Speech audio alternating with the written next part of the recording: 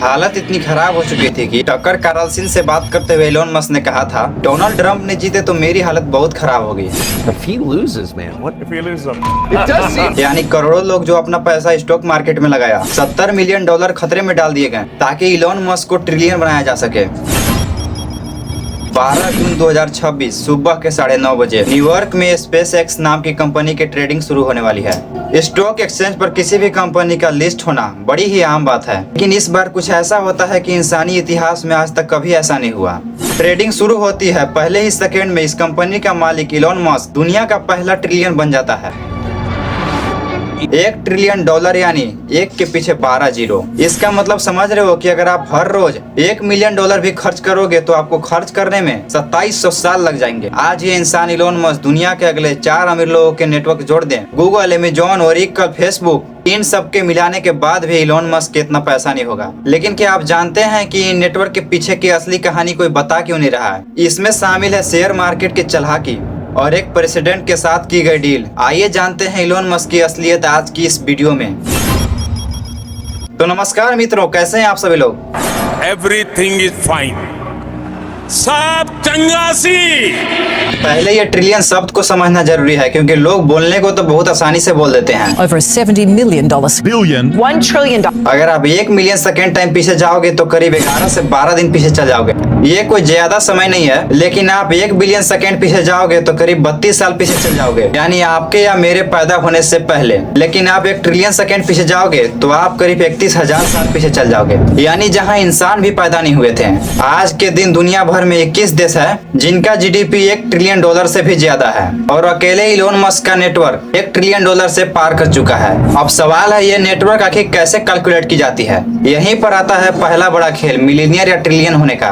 Elon Musk के पास 38% share है और स्पेस एक्स कंपनी की मार्केट में वैल्यू $2.2 ट्रिलियन है और टेस्ला की वैल्यू $1 ट्रिलियन से ज्यादा की है। इसमें एलोन मस्क का शेयर 15 से 25% बताया जाता है। सिर्फ ये 2 कंपनीज की वजह से एलोन मस्क को ट्रिलियन घोषित किया गया है। लेकिन यहीं पे आती है पहली प्रॉब्लम कि ये पैसा बैंक में नहीं पड़े हैं कि जब चाहे तब निकाल कर खर्च कर सकें, क्योंकि ये सारा पैसा इन कंपनी के शेयर्स में मौजूद है। और ऐसा भी नहीं कि शेयर्स बेचकर पैसे बाहर निकाल लिए जाएं। ये पैसा एक तरह की पेपर वेल्थ है।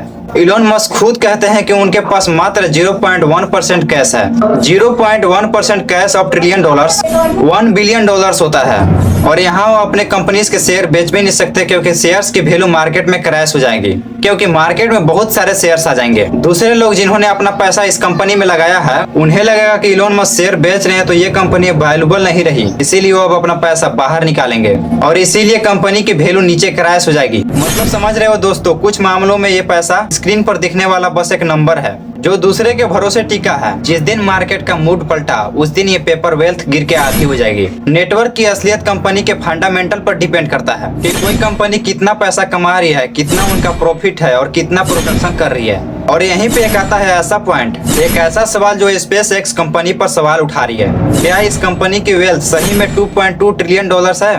This massive valuation is also a test. Could all this hype make it seem worth? पिछले साल स्पेस एक्स कंपनी की वैल्यू $400 बिलियन थी और अब $2.2 ट्रिलियन हो गया है। लेकिन पिछले 1 साल में स्पेस एक्स कंपनी ने ऐसा कुछ नहीं किया जिसमें बढ़ी हुई वैल्यू को जस्टिफाई कर सकें। उल्टा ये कंपनी घाटे में चल रही थी।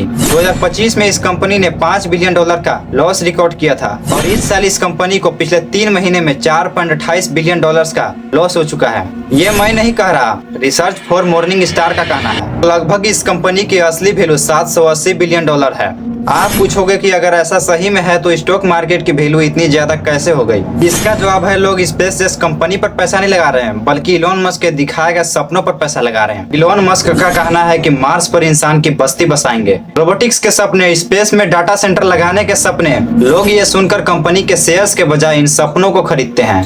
हार्वर्ड बिजनेस के स्कूल के प्रोफेसर तो इसे साफ साफ फाइनेंशियल क्लट कहते हैं। लोगों को भरोसा है, प्रोडक्ट कैसा भी हो, एलोन मस्क का नाम जुड़ा है तो प्रोडक्ट सक्सेसफुल जरूर ही होगा। लेकिन असलियत कुछ और ही है। अक्टूबर 2015 दावा करते हैं कि टेस्ला में फुली ऑटो ड्राइव आ जाएगी। Yeah, like I said, about 3 years from now, we're confident we can make a very compelling $25,000 electric vehicle that's also fully autonomous. We're still on track for being able to go cross country from LA to New York by the end of the year, fully autonomous. We're talking maybe 18 months from now. Maybe even towards the end of this year. Next year. I mean, it's looking quite likely that it will be next year. We'll get there this year. If not this year, I'd say no later than next year. झूठ बोलो, बार बार झूठ बोलो। लेकिन आज 11 साल हो गए Tesla में फुली ऑटो ड्राइव नहीं आ पाई और फिर 2017 में हवाई बात किए कि वो हाईवे के नीचे फिर टनल बनाएंगे जिसमें ट्रैफिक नहीं होगी।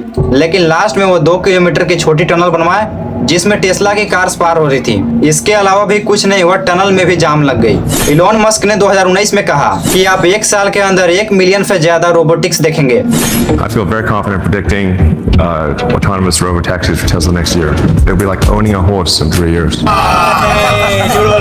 आज 2026 तक ऐसा कुछ नहीं दिखाई दिया। जून 2014 में इलॉन मस्क ने कहा था कि आने वाले 10 से 12 सालों में हम इंसान को मार्स पर भेज देंगे। We're going all the way to Mars, I think. Best case 10 years, worst case 15 to लेकिन आज 2026 आ गया, इसका दूर दूर तक कोई प्लान नहीं दिखता। ये बड़े अफसोस की बात है कि लोग इनके हवाई बातों को सुनकर अपने पैसे कंपनी के शेयर्स में लगा देते हैं। This rocket company is the only reason we can now send American astronauts into space. Come here. Take over, Elon. Just take over. अब यहाँ पर आती है एक और बात जो आपको नहीं पता होगी कि कैसे ये अरबों खरबों के उधार पर जीते हैं, जिसका नाम है bye bro die. Simple see step है। सबसे पहले टैक्स बचाने के लिए ये अमीर लोग अपना पैसा कंपनीज में लगाए रखते हैं। कभी भी इन शेयर्स को ये बेचते नहीं, क्योंकि टैक्स तभी लगता है जब आप कंपनी के शेयर्स को बेचकर पैसा बाहर निकालोगे। या तो इनकम लो तो इनकम टैक्स लगेगा, कैपिटल लेते हो तो कैपिटल गेन टैक्स लगेगा। लेकिन आप जब तक शेयर्स को नहीं बेचोगे तब तक टैक्स नहीं देना। इसीलिए शेयर्स को नहीं बेचते ताकि उसकी शेयर्स बढ़ती रहे। अब इन शेयर्स के पैसों को इस्तेमाल तो नहीं किया जा सकता क्योंकि पैसा उन शेयर्स में अटका पड़ा है।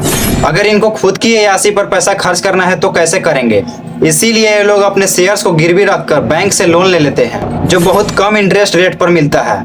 इंटरनेशनल फाइनेंस रिपोर्ट के मुताबिक इलॉन मस्क ने अपने 263 मिलियन शेयर्स गिरवी रखे हुए हैं। इलॉन मस्क ने ट्विटर को खरीदा था। जानते हो वो पैसा कहां से आया था? उन्होंने टेस्ला के 62.5 बिलियन डॉलर शेयर्स गिरवी रखे थे। इसके बदले 12.5 बिलियन डॉलर के लोन लिए थे। इसमें शेयर्स भी नहीं बेचना पड़ा, पैसा भी मिल गया और टैक्स भी नहीं देना पड़ा। इन लोग ना के बराबर टैक्स भरते हैं। इनकी वेल्थ 2014 से 2018 तक 13.9 बिलियन डॉलर बढ़ी है, लेकिन इन्होंने इसके बदले 455 मिलियन का टैक्स भरा है, यानी 3.2% का टैक्स दिया गया।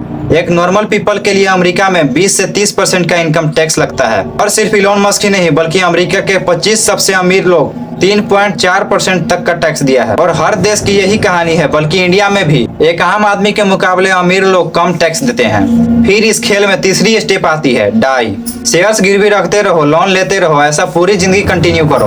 अगर ये पूरी जिंदगी में अपने शेयर्स नहीं बेचेंगे तो बढ़ी हुई वेल्थ पर भी टैक्स नहीं लगेगा।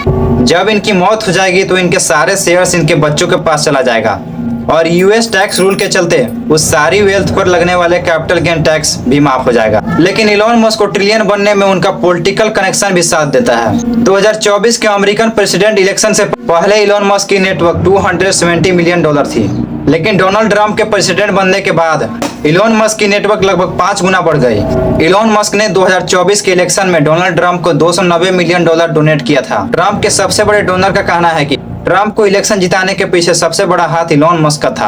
हालत इतनी खराब हो चुकी थी कि टकर कार्लसन से बात करते हुए इलॉन मस्क ने कहा था, डोनाल्ड ट्रंप ने जीते तो मेरी हालत बहुत खराब। इलेक्शन जीतने के बाद ट्रंप इलॉन मस्क को सीधे सीधे फेवर देते हैं। इलॉन मस्क एक तरीके से डोनाल्ड ट्रंप की परछाई बन चुके थे।